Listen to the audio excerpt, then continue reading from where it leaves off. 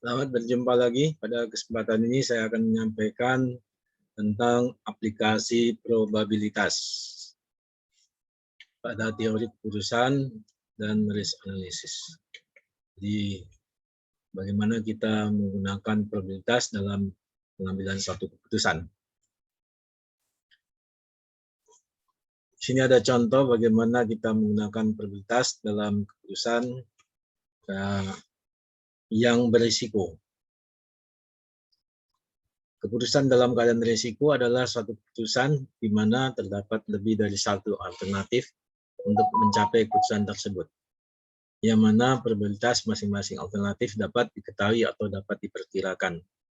Jadi probabilitas itu dapat kita ketahui atau dapat diperkirakan. Metode yang diterapkan adalah dengan menggunakan satu perhitungan expected value, yang kedua dengan diagram distribusi, kemudian yang ketiga standar deviasi, yang keempat koefisien variasi, yang kelima adalah diagram pohon. Nah, di sini penggunaan probabilitas pada keputusan dalam keadaan risiko, di mana dalam keadaan ini probabilitasnya masih dapat diperhitungkan atau dapat diperkirakan. Yang kedua adalah keputusan dalam keadaan tidak pasti atau uncertainty. Uncertainty adalah suatu keputusan di mana terdapat lebih dari satu alternatif untuk mencapai keputusan tersebut, yang mana probabilitas masing-masing alternatif sukar atau tidak dapat ditentukan. Jadi dalam model keputusan yang kedua ini tidak digunakan probabilitas. Nah, metode yang digunakan adalah maksimin dan minimax. Nah, untuk pada kesempatan ini, yang metode yang kedua ini tidak kita pelajari, tapi akan dipelajari pada video yang lain. Kemudian demikian juga yang keputusan yang ketiga adalah keputusan jangka panjang untuk melakukan investasi. Jadi yang kita pelajari adalah yang pertama saja, yaitu keputusan dalam keadaan risiko, yaitu dengan menggunakan probabilitas. Jadi di sini aplikasi dari probabilitas.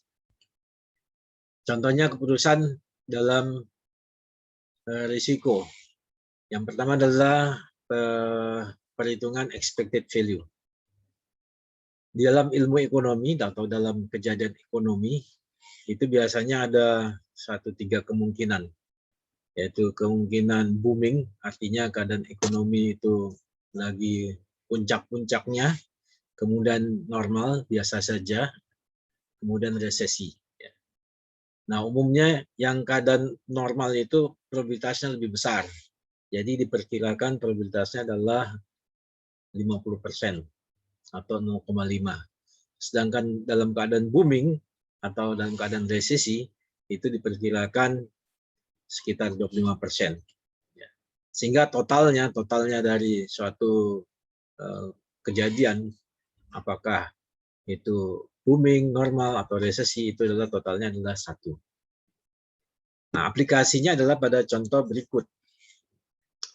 Proyek A membangun rumah tipe kecil, proyek B membangun apartemen. Ya, untuk itu maka probabilitas kejadiannya booming itu 25%, normal 50%, resesi 25%. Nah, perkiraan profitnya kalau dia booming, tentu perkiraan profitnya akan lebih besar. Ya. Jadi tentu di sini perkiraan profitnya akan lebih besar, tentunya dengan perhitungan manajerial ekonomiknya. Nah, dalam contoh ini perkiraannya adalah 600. Kemudian jika normal yaitu perkiraan profitnya adalah 500, kemudian resesi 400. Nah, maka expected value-nya, jadi kalau booming itu maka dia akan 25% dikalikan 600, yaitu 150. Kemudian normal itu 50% dikalikan 500, 250. Kemudian resesi 25% dikalikan 400 sama dengan 100. Sehingga total expected profit-nya adalah 500. Jadi itu untuk perkiraan membangun proyek rumah tipe kecil. Nah, untuk proyek rumah tipe besar atau membangun apartemen, ya, membangun apartemen yang B, itu adalah probabilitasnya sama, yaitu 25%, 50%, 25%. Tapi perkiraan profitnya yang berbeda. booming 800, normal 500, kemudian resesi 200. Maka expected value-nya adalah 25% dikalikan 800, kita dapatkan 200. Kemudian probabilitasnya adalah 50% kali 500, kita dapatkan 250. Kemudian resesi 25% kali 200, kita dapat 50. Sehingga total dari expected profit-nya adalah kita jumlahkan sebanyak 500. Nah, dalam hal ini A dan B menghasilkan expected profit yang sama, yaitu 500. Sehingga dalam hal ini masih kesukaran bagi kita untuk membuat satu keputusan, manakah yang lebih menguntungkan atau manakah yang lebih risikonya yang lebih kecil. Nah, dari penjelasan di atas, rumus expected profit-nya itu adalah dari expected profit-nya adalah perkiraan profit dikalikan dengan probabilitasnya ya.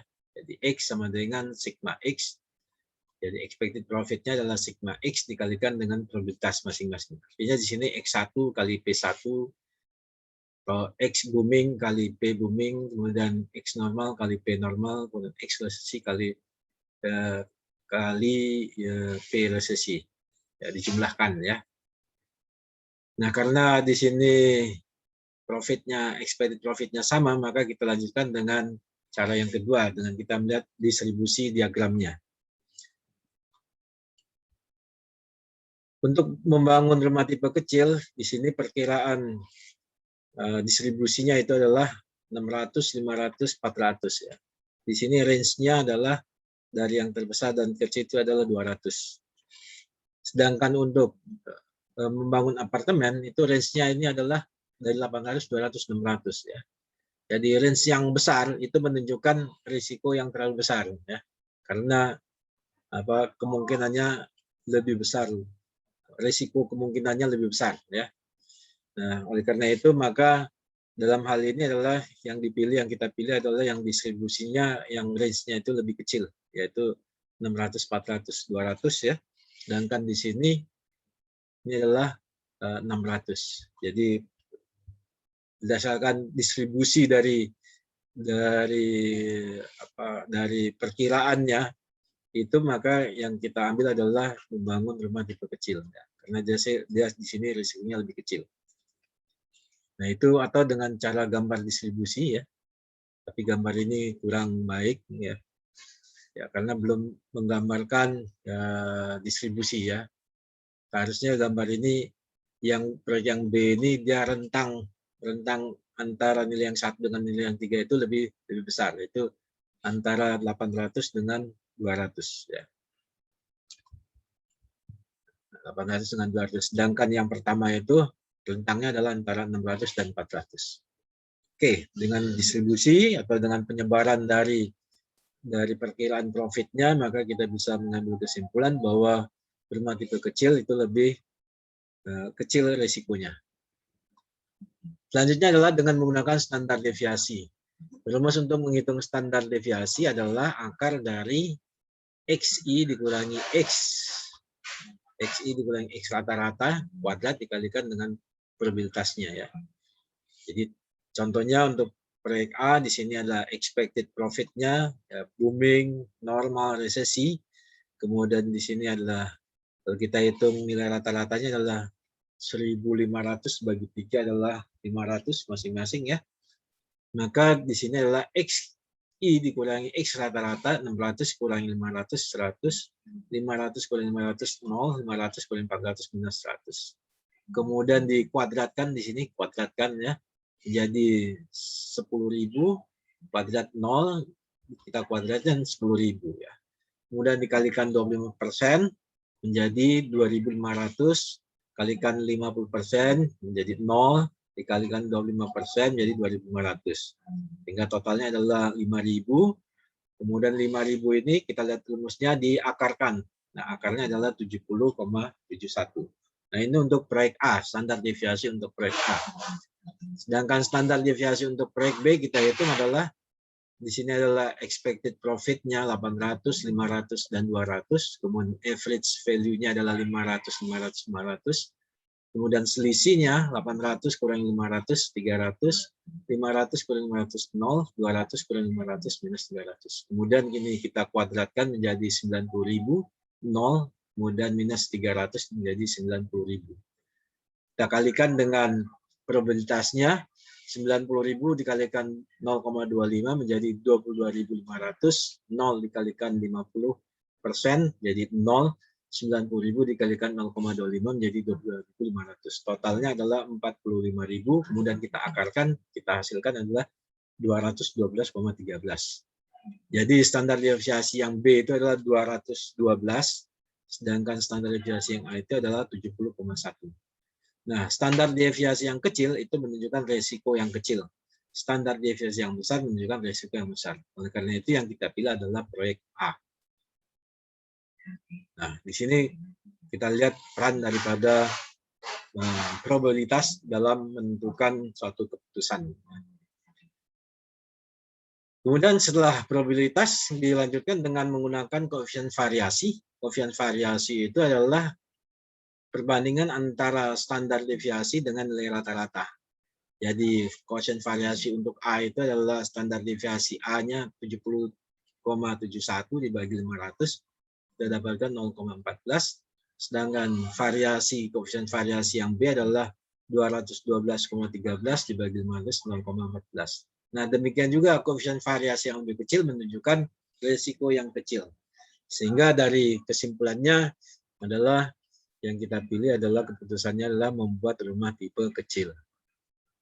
Oke, kita lanjutkan dengan penggunaan probabilitas pada diagram pohon atau keputusan yang mempunyai banyak alternatif.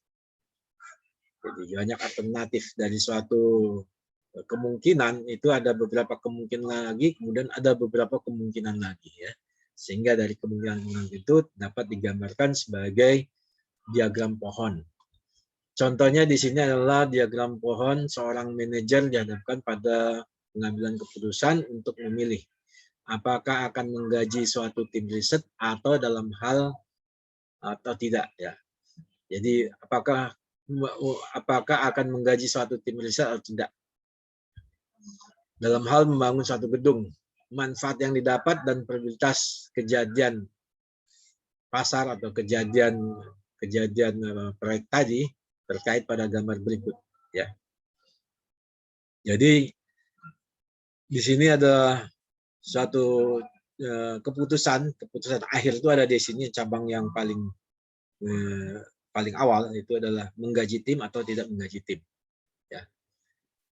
Kemudian kalau menggaji tim itu ada kemungkinan 50% dan 45%.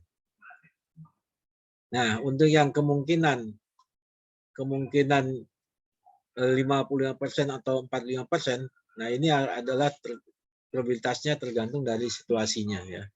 Situasi misalkan kebutuhan modalnya atau keadaan ekonominya ya. Kemudian untuk yang 55% itu kemungkinannya adalah bisa bangun atau tidak. Ya, bisa bangun atau tidak. Nah, kalau membangun itu maka probabilitasnya ada 82%, kemudian ada juga yang 18% ya. Jadi outcome-nya itu adalah 82% itu outcome-nya adalah $90.000. Kemudian yang 18% itu adalah minus $40.000. Artinya di sini yang pada ujung akhir ini bisa saja di sini adalah keuntungan ya. Jadi ada dua kemungkinan, ada dua keuntungan, ada juga yang biaya. Ya. Nah, kita ambil contoh yang pertama ini adalah ujung ini adalah keuntungan ya. Jadi kalau dia bangun maka kemungkinannya 80%, untungnya adalah 90.000. Nah, atau juga dia kemungkinannya 18%, ruginya adalah 40.000. Kemudian kalau dia tidak bangun maka dia ruginya 4.500. Ya. Oke. Kemudian kalau dia ini 45% gaji tim dengan kemungkinan 45%, itu ada kemungkinan bangun atau tidak, sama seperti di atas tadi. Kalau dia bangun, maka dia akan kemungkinan untungnya adalah 11%. Ya, outcome-nya adalah $90.000. Kemudian kalau dia bangun dengan kemungkinan 89%, maka dia ruginya adalah $40.000. Kemudian kalau dia tidak bangun, maka dia akan ruginya adalah $5.000. Kemudian kalau tidak menggaji tim, itu bisa kemungkinan adalah bangun atau tidak. Kalau dia membangun, maka dia ada kemungkinannya 50%. Yaitu di mana kalau 50% yang pertama di sini adalah keuntungannya adalah $95. Kemudian yang kalau dia yang 50% yang kedua adalah kerugiannya adalah minus $35. Nah, kalau dia tidak bangun maka tidak ada keuntungannya. Jadi yang keuntungan semua yang keuntungan itu ada yang keuntungannya positif, ada yang keuntungan negatif. Jadi kalau kita lihat di sini adalah 90.000 keuntungan dengan probabilitas 80%. Di sini 18% dengan keuntungan minus 40.000. Kemudian dia rugi. Ya, di sini 18% dengan minus 40.000. Kemudian yang tidak bangun itu dia tentu saja rugi ya. Kemudian kalau dia bangun dia untung. Kalau dia bangun tapi rugi. Kemudian kalau dia tidak bangun dia rugi. Di sini kalau dia bangun dengan kemungkinan 50% dia untung. Kemudian kalau dia tidak bangun dia akan rugi ya. Oke, jadi kalau dia bangun dengan 50% dia rugi sekian ya. Mungkin ini adalah kemungkinan dengan adanya batasan-batasan tertentu sehingga terjadilah kemungkinan 50% dengan keuntungan $95 dan keuntungan 50% dengan kerugian $35. $35.000 ya. Oke, dari diagram ini kemudian kita lakukan hitungan seperti ini untuk yang menggaji tim. Ya, untuk menggaji tim ini kita lihat di sini 0,55 dikalikan 0,82 kalikan 90.000 ya. 0,55 0,82 90. Kita dapatkan 40,49590 ya. Kemudian yang kedua adalah 0,55 dikalikan 0,18 dikalikan minus 40.000.